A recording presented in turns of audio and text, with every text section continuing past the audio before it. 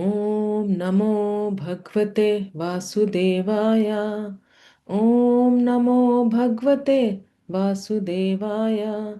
ओम नमो भगवते वासुदेवाय। श्रीमद् भगवद गीता यथारूप, अध्याय 13, प्रकृति, पुरुष तथा चेतना। अर्जुन ने कहा, हे कृष्ण, मैं प्रकृति एवं पुरुष, भोक्ता, क्षेत्र एवं क्षेत्रज्ञ तथा ज्ञान एवं ज्ञेय के विषय में जानने का इच्छुक हूँ। श्री भगवान ने कहा, हे कुंती पुत्र, यह शरीर क्षेत्र कहलाता है और इस क्षेत्र को जानने वाला क्षेत्रज्ञ है। हे भरतवंशी, तुम्हें ज्ञात होना चाहिए कि मैं भी समस्त शरीरों में ज्ञाता भी हूँ, और इस शरीर तथा इसके ज्ञाता को जान लेना ज्ञान कहलाता है, ऐसा मेरा मत है। अब तुम मुझसे यह सब संक्षेप में सुनो कि कर्म क्षेत्र क्या है, यह किस प्रकार बना है, इसमें क्या परिवर्तन होते हैं, यह कहाँ से उत्पन्न होता है, इस कर्म क्षेत्र को जानने वाला कौन है और उसके क्या प्रभाव हैं।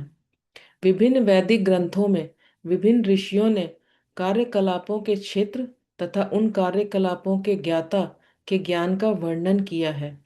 इसे विशेष रूप से वेदांत सूत्र में कार्य कारण के समस्त तर्क समेत प्रस्तुत किया गया है। पंच महाभूत, अहंकार, बुद्धि, अव्यक्त, तीनों गुणों की अप्रकट अवस्था, दसों इंद्रियां तथा मन, पांच इंद्रिय विषय, इच्छा द्वेष, सुख दुख, संघात, जीवन के लक्षण तथा धैर्य, इन सब को संक्षेप में कर्म का क्षेत्र तथा उसकी अंतःक्रियाएं, विकार कहा जाता है। विनम्रता, दंभहीनता, अहिंसा, सहिष्णुता, सरलता, प्रामाणिक गुरु के पास जाना, पवित्रता, स्थिरता, आत्मसंयम, इंद्रिय तृप्ति के विषयों का परित्याग, अहंकार का अभाव, जन्म मृत्यु, वृद्धावस्था तथा रोग के दोषों की अनुभूति, वैराग्य, संतान, स्त्री, घर तथा अन्य वस्तुओं की ममता से मुक्ति, अच्छी तथा बुरी घटनाओं के प्रति संभाव, मेरे प्रति निरंतर अनन्य भक्ति, एकांत स्थान में रहने की इच्छा, जन समूह से विलगाव, आत्म साक्षात्कार की महत्ता को स्वीकारना तथा परम सत्य की दार्शनिक खोज, इन सब को मैं ज्ञान घोषित करता हूँ, और इनके अतिरिक्त जो भी है वह सब अज्ञान है। अब मैं तुम्हें ज्ञेय के विषय में बतलाऊंगा, जिसे जानकर तुम नित्य ब्रह्म का आस्वादन कर सकोगे। यह ब्रह्म या आत्मा जो अनादि है और मेरे अधीन है, इस भौतिक जगत के कार्य कारण से परे स्थित है। उनके हाथ, पांव, आंखें, सिर तथा मुंह तथा उनके कान सर्वत्र हैं। इस प्रकार परमात्मा सभी वस्तुओं में व्याप्त होकर अवस्थित है। परमात्मा समस्त इंद्रियों के मूल स्रोत हैं, फिर भी वे इंद्रियों से रहित हैं।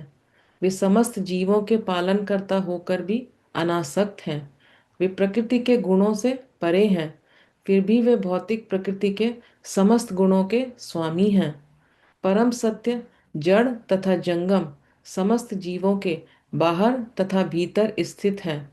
सूक्ष्म होने के कारण वे भौतिक इंद्रियों के द्वारा जानने या देखने से परे हैं। यद्यपि वे अत्यंत दूर रहते हैं, किंतु हम सबों के निकट भी हैं। यद्यपि परमात्मा समस्त जीवों के मध्य विभाजित प्रतीत होता है, लेकिन वह कभी भी विभाजित नहीं है। वह एक रूप में स्थित है। यद्यपि वह प्रत्येक जीव का पालन करता है, लेकिन यह समझना चाहिए कि वह सबों का संहार करता है और सबों को जन्म देता है। वे समस्त प्रकाशमान वस्तुओं के प्रकाश स्रोत हैं। वे भौतिक अंधकार से परे हैं और अगोचर हैं। वे ज्ञान हैं, ज्ञेय हैं और ज्ञान के लक्ष्य हैं। वे सबके हृदय में स्थित हैं।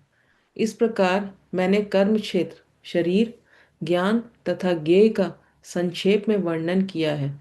इसे केवल मेरे भक्त ही पूरी तरह समझ सकते हैं और इस तरह मेरे स्वभाव को प्राप्त होते हैं। प्रकृति तथा जीवों को अनादि समझना चाहिए। उनके विकार तथा गुण प्रकृति जन्य हैं।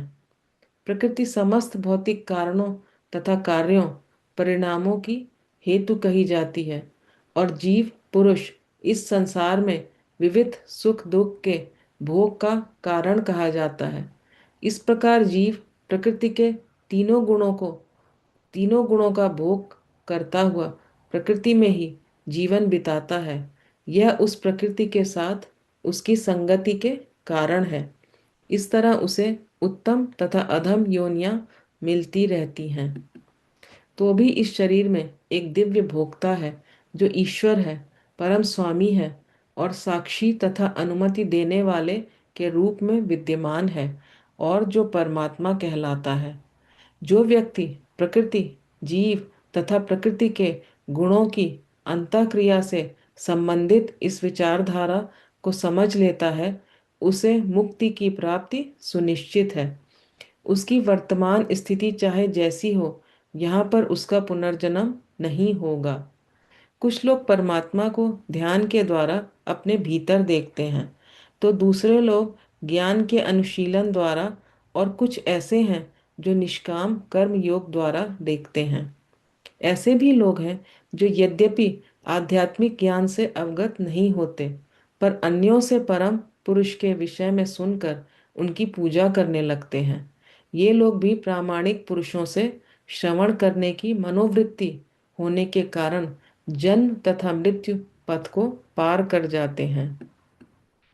हे भरतवंशियों में श्रेष्ठ, यह जान लो कि चर तथा अचर जो भी तुम्हें अस्तित्व में दिख रहा है, वह कर्म क्षेत्र तथा क्षेत्र के ज्ञाता का संयोग मात्र है। जो परमात्मा को समस्त शरीरों में आत्मा के साथ देखता है और जो यह समझता है कि इस नश्वर शरीर के भीतर न तो आत्मा न ही परमात्मा कभी भी विनष्ट होता है, वही वास्तव में देखता है। जो व्यक्ति परमात्मा को सर्वत्र तथा प्रत्येक जीव में समान रूप से वर्तमान देखता है, वह अपने मन के द्वारा अपने आप को भ्रष्ट नहीं करता। इस प्रकार वह दिव्य गंतव्य को प्राप्त करता है। जो यह देखता है कि सारे कार्य शरीर द्वारा संपन्न किए जाते हैं, जिसकी उत्पत्ति प्रकृति से हुई है, और जो देखता है कि आत्मा कुछ भी नहीं करता, वही यथार्थ में देखता है। जब विवेकवान व्यक्ति विभिन्न भौतिक शरीरों के कारण विभिन्न स्वरूपों को देखना बंद कर देता है और यह देखता है कि किस प्रकार जीव सर्वत्र फैले हुए हैं, तो वह ब्रह्म बोध को प्राप्त होता है। शाश्वत दृष्टि संपन्न लोग यह देख सकते हैं कि अविनाशी आत्मा दिव्य, शाश्वत तथा गुणों से अतीत है। हे अर्जुन, भौतिक शरीर के साथ संपर्क होते हुए भी आत्मा न तो कुछ करता है और न लिप्त होता है। यद्यपि आकाश सर्वव्यापी है, किंतु अपनी सूक्ष्म प्रकृति के कारण किसी वस्तु से लिप्त नहीं होता। इसी तरह ब्रह्म दृष्टि में स्थित आत्मा शरीर में स्थित रहते हुए भी शरीर से लिप्त नहीं होता। हे भरतपुत्र, जिस प्रकार सूर्य अकेले इस सारे ब्रह्मांड को प्रकाशित करता है, उसी प्रकार शरीर के भीतर स्थित एक आत्मा सारे शरीर को चेतना से प्रकाशित करता है।